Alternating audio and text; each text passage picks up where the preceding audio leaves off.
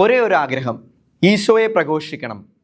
ദമ്പതികൾ ആരംഭിച്ച ശ്രീലങ്കയിലെ ഏക കത്തോലിക്ക ചാനലിന് 10 വയസ്സ്.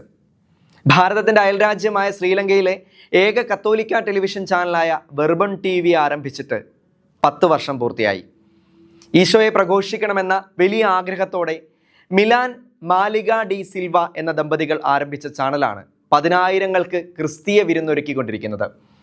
കത്തോലിക്ക വിശ്വാസത്തിൽ അധിഷ്ഠിതമായി ആരംഭിച്ച ചാനലിൽ വിശുദ്ധ കുർബാനകളും വിവിധ ആത്മീയ പരിപാടികളും സംപ്രേഷണം ചെയ്യുന്നുണ്ട്. ടെവാട്ടയിലെ ബ്രോഡ്കാസ്റ്റർ ആസ്ഥാനത്ത് നടന്ന കൃതജ്ഞതാ ബലിയോടെയാണ് ഒരു പതിറ്റാണ്ട് പിന്നിട്ട ചാനലിന്റെ വാർഷിക ആഘോഷത്തിന് തുടക്കമായത്. സത്യദൈവമായ യേശുവിനെ പ്രഘോഷിക്കണമെന്ന ഒരേ ഒരു ആഗ്രഹത്തോടെ മിലാൻ മാലിക ഡി സിൽവ ദമ്പതികൾ 2015 സ്ഥാപിച്ച കാത്തലിക് ബ്രോഡ്കാസ്റ്റ് ചാനലായ വെർബൺ TVക്ക് ഇന്ന് 2 ലക്ഷത്തിലധികം വ്യൂവർഷിപ്പാണുള്ളത്.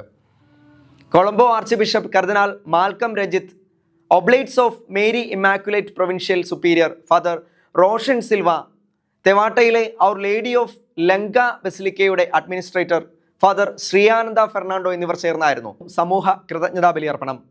സ്ഥാപകരായ മിലൻ മാലിക ഡി സിൽവ ദമ്പതികൾ, അഭ്യുദയകാംക്ഷികൾ, ജീവനക്കാർ എന്നിവർ കൃതജ്ഞതാ ബലിയിൽ പങ്കെടുത്തു.